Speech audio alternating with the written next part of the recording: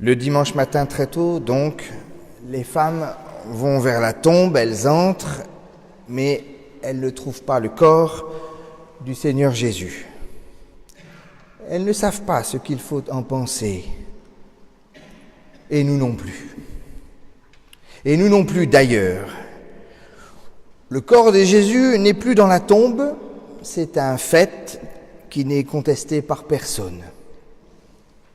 Ni par les soldats romains envoyés par Pilate pour garder la tombe, ni par les prêtres et les pharisiens qui veulent faire croire qu'on a volé le cadavre. Sa propre mère témoigne avec d'autres femmes, mais on se méfie. Les apôtres pensent qu'elles disent n'importe quoi et ils ne les croient pas. Et nous non plus. D'ailleurs, l'évangile de Marc affirme même, d'une manière quelque peu sexiste d'ailleurs, qu'elles s'enfuirent, tremblantes, bouleversées, et elles ne dirent rien à personne parce qu'elles avaient peur. Vous avez Thomas, qui ne croit que ce qu'il voit, comme nous. Vous avez aussi des disciples qui discutent avec lui pendant tout un trajet entre Jérusalem et Emmaüs, sans jamais le reconnaître, comme nous. Et même quand il apparaît en Galilée, certains hésitent encore à croire, dit l'évangile de Matthieu. Bref, hier comme aujourd'hui, on se méfie à juste titre des informations fallacieuses, qu'on les appelle fake news, infox, fausses nouvelles, hoax ou tout autre nom qu'on pourrait leur donner. On serait disposé à croire que l'incendie de Notre-Dame est un attentat fomenté par notre président pour éviter d'avoir à donner une réponse aux Gilets jaunes.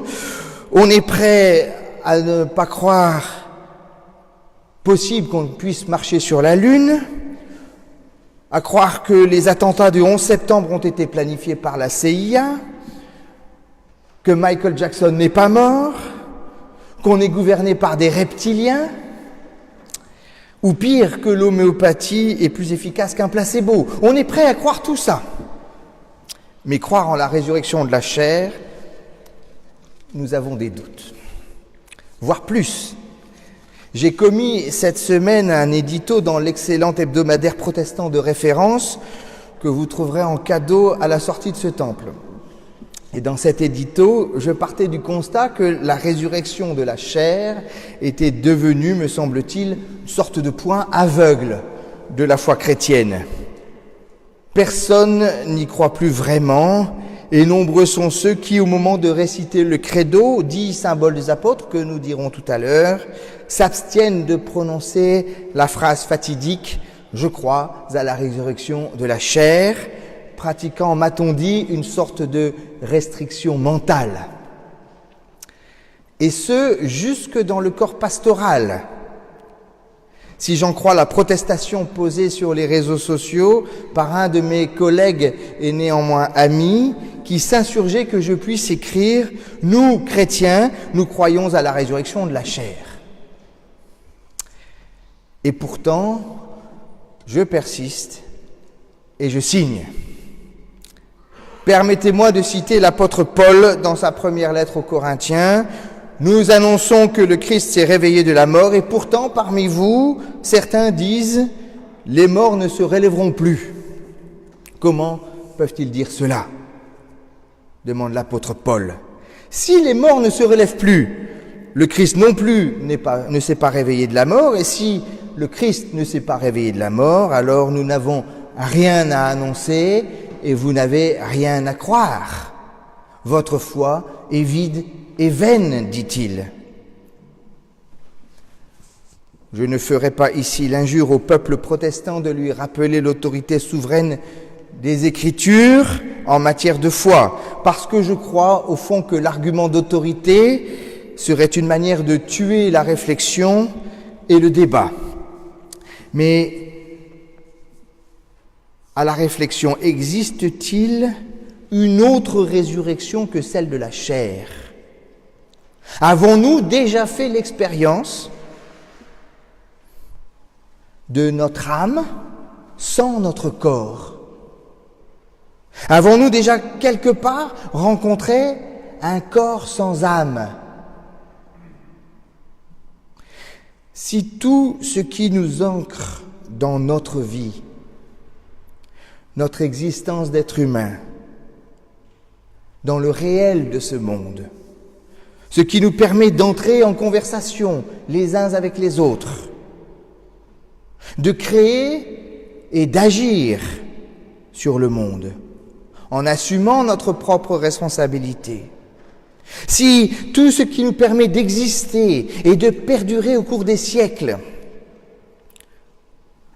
tout ce qui nous permet d'aimer et de bâtir des cathédrales, si tout cela disparaît dans la cendre, dans la fumée et dans la mort, alors la foi chrétienne est vide et vaine.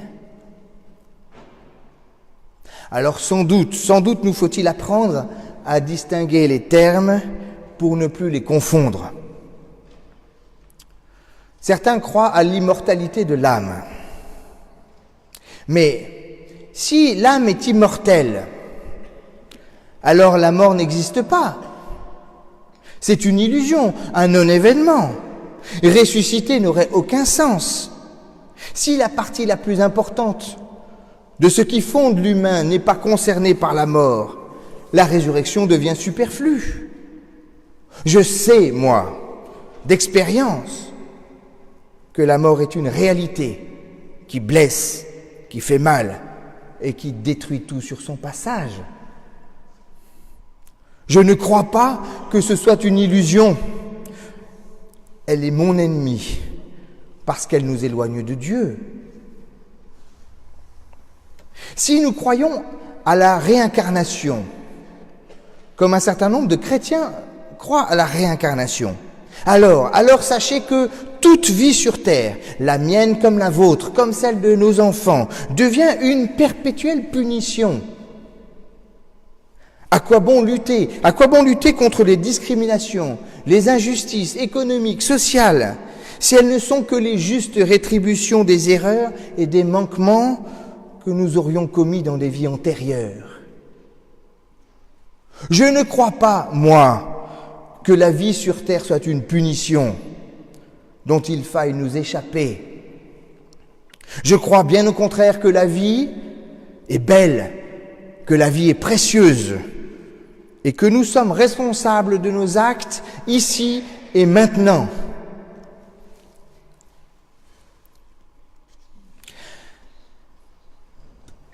Quand un cadavre reprend vie, ce n'est pas la résurrection. Prenez par exemple l'histoire de Lazare, l'ami de Jésus, qui revient à la vie, sort de son tombeau 3 jours après. Il n'obtient en fait qu'un sursis, une prolongation. Il joue une 3e mi-temps. Ça, c'est pour mes amis du rugby.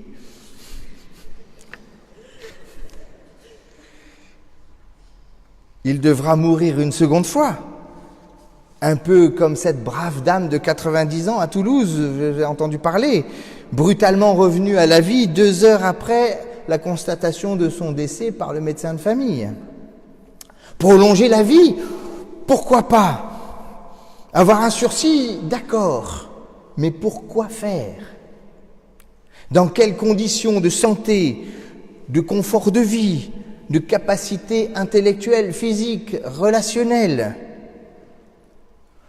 Aucune de nos questions n'est résolue. Je me demande, moi, si le refus de la résurrection de la chair ne traduit pas plus un refus de la chair, de la réalité, de la vulnérabilité de notre vie, plus qu'un refus de la résurrection en elle-même. Au fond, on serait bien d'accord pour ressusciter, mais pas dans cette chair-ci, pas dans ce corps, pas dans cette vie, pas sur cette terre. Parce qu'apparaissent immédiatement un tas de questions insurmontables. Ressusciter, mais alors dans quel corps? Celui de mes 20 ans, de mes 50 ans ou de mes 80 ans? Alors, si je peux choisir, je l'aimerais bien plutôt avec 15 kilos de moins, 10 cm de plus, Peut-être que si je pouvais retrouver mon coude et enlever la prothèse, ce serait mieux, et un nouveau ligament croisé pour mon genou droit pour que je puisse reskier à nouveau. Vous voyez les questions insolubles. La résurrection de la chair est inconsciemment perçue comme une injustice qui perpétuerait par-delà notre mort,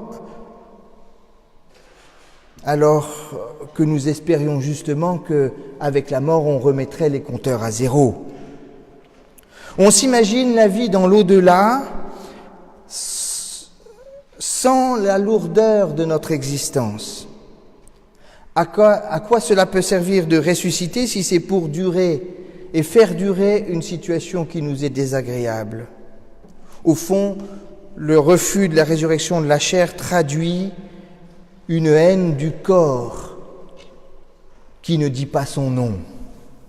Haine d'un corps qu'il faut impérativement dompter par des normes esthétiques draconiennes et filiformes. Haine d'un corps qu'il faut façonner par des régimes de plus en plus farfelus, Ducan, chronobiologique, vegan, j'en passe et des meilleurs.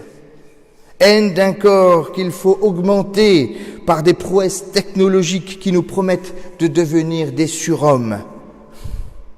Haine d'un corps que l'on constate un peu partout autour de nous, percé de toutes parts, tatoué de toutes parts, mutilé au gré des cultures des uns ou des autres, voilé ici, tels des fantômes qui hantent nos rues, ou exhibé là, tels de la marchandise avariée qui s'expose sur le net. Haine d'un corps, quand on passe tellement de temps à vivre, mais est-ce encore vivre? L'esprit scotché, fasciné, absorbé, avalé derrière des écrans de toute taille, de toute forme, pour tenter d'oublier la lourdeur d'un corps que nous n'arrivons plus à aimer. Nous, chrétiens, nous croyons à la résurrection de la chair, parce que le Dieu de Jésus-Christ a fait le choix de prendre corps pour planter sa tente et non sa cathédrale parmi nous. Parce qu'il a fait le choix d'habiter cette chair que nous refusons, d'honorer ce qui est méprisé par tous, de relever ce qui est vulnérable et de rebâtir ce qui est détruit. Mais comment le dire? Comment l'expliquer? Comment le partager entre nous, avec nos amis, avec nos enfants et petits-enfants? Eh bien, si vous craignez que votre témoignage soit aussi contesté que celui des femmes qui constatent le tombeau vide le matin de Pâques, je vous invite à allumer vos télévisions, vos tablettes et vos ordinateurs pour regarder et faire regarder autour de vous la série la plus regardée au monde, Game of Thrones. Je vous invite à regarder cette série et laissez-moi vous en résumer l'intrigue. Désolé pour ceux qui n'aiment pas les spoilers. Il y a dans Game of Thrones, d'un côté le monde des vivants, dit le royaume des 7 couronnes, où comme partout ailleurs dans le monde, l'on se bat, qui pour le pouvoir, qui pour le sexe, qui pour la gloire, qui pour l'honneur, qui pour protéger sa famille, et même pour la religion. Tout y passe. C'est plus ou moins glauque, selon les intrigues qui s'entremêlent, en toute ignorance de ce qui se passe de l'autre côté du mur. Un mur de 700 pieds de haut, 210 mètres de haut, entièrement fait de glace. Protégé, gardé par les frères de la garde de nuit, un mur qui sépare le monde des vivants du royaume des marcheurs blancs, qui sont en fait des morts, des cadavres, décharnés, qui se préparent à prendre possession du monde des vivants. Bref, l'hiver vient. Et pendant que les vivants se chamaillent dans l'insouciance de leurs propres intrigues, un danger bien plus grand les menace. Un seul est conscient de l'enjeu qui se trame. Et s'il est conscient du danger que représente la mort, c'est que lui-même est mort, trahi, assassiné par les siens, ses frères de la garde de nuit. Mort, il a été ressuscité par le Maître de la lumière pour rassembler la plus grande armée possible pour combattre et affronter l'unique véritable ennemi qui soit la mort qui vient inexorablement. Permettez-moi de risquer une lecture existentielle de ce scénario haletant. Quel sens cela peut-il avoir dans notre vie ? Le dernier ennemi à vaincre, le seul véritable ennemi en fait, chers amis, c'est la mort. Parce qu'elle détruit tout sur son passage. Elle relativise tous les autres combats que nous pourrions mener, toutes les petites intrigues que nous pourrions essayer de résoudre. Mais nous faisons semblant de ne pas la voir, reléguée qu'elle soit derrière un grand mur. Ce mur, nous l'avons confié à des frères de la garde de nuit, les gens de la religion, les prêtres, les pasteurs, les croyants. On se dit qu'eux gardent le mur et qu'ils vont nous protéger de ça. On a le sentiment que leur mission consiste à préserver l'insouciance des vivants, en nous donnant l'illusion que nous serions à l'abri. Bien entendu, ce ne sont là que des stratégies du divertissement, obnubilés que nous sommes par nos combats personnels que nous croyons tellement importants, mais qui ne font que masquer le seul enjeu qui vaille. Que ferons-nous quand nous serons tous morts ? Qu'est-ce qu'il y aura encore de la valeur quand tout aura été détruit ?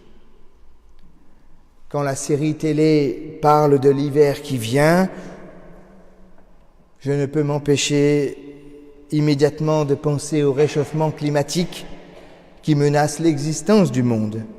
Et l'analogie fonctionne parfaitement. Quel est le propos théologique et spirituel de cette histoire ? Voilà la vérité, seul un ressuscité peut nous sauver de la mort. Quelqu'un qui est mort, trahi par les siens pour assurer le parallèle avec le Christ, et qui est revenu de la mort, parce qu'il est le seul à avoir affronté le Maître de la nuit et à en être revenu d'entre les morts dans une véritable résurrection de la chair. Il est le seul capable de nous arracher au danger qui nous menace tous. Et pour cette raison, il est le seul légitime pour monter sur le trône de fer qui gouverne le royaume des 7 couronnes, 7 chiffres symboliques qui, selon l'Apocalypse, portent la perfection de Dieu. Et pourtant, le ressuscité refuse le trône. Nommé roi sur la seule autorité de ses actes pour sauver les siens, il sacrifie sa couronne pour se mettre au service de tous les vivants. Par-delà son propre peuple. Le parallèle biblique est saisissant. Et Jon Snow de la série, le héros de la série, est une véritable image christique. Il nous parle de Jésus-Christ. L'évangile de Jésus-Christ raconte la même histoire de ce roi qui refuse le pouvoir pour se mettre au service de la vie, au service de la résurrection de la vie, de la chair, de la personne humaine que je suis, que vous êtes, de mon existence, de ton existence arrachée au pouvoir de la mort. Pour lui, il ne s'agit pas d'essayer de nous convaincre qu'il est important de croire à la résurrection de la chair. L'évangile de Luc nous avait déjà prévenu, même si quelqu'un se lève de la mort, dit Jésus, ils ne seront pas convaincus, mais à bien mener la bataille contre la mort. Comme le héros de la série télé, Jésus n'est pas revenu de la mort pour tenter de nous convaincre de l'urgence de sauver la planète, mais pour mener le combat avec nous, pour nous enrôler dans son armée de vivants, pour combattre par la foi ce combat de la vie en son nom. Un combat pour la vie, Voilà ce que nous croyons. Voilà le combat que nous voulons mener. Un combat pour les vivants. Voilà ce que je crois. Par la résurrection de la chair de ce Jésus-Christ, qui est mon Seigneur et mon Sauveur. Amen.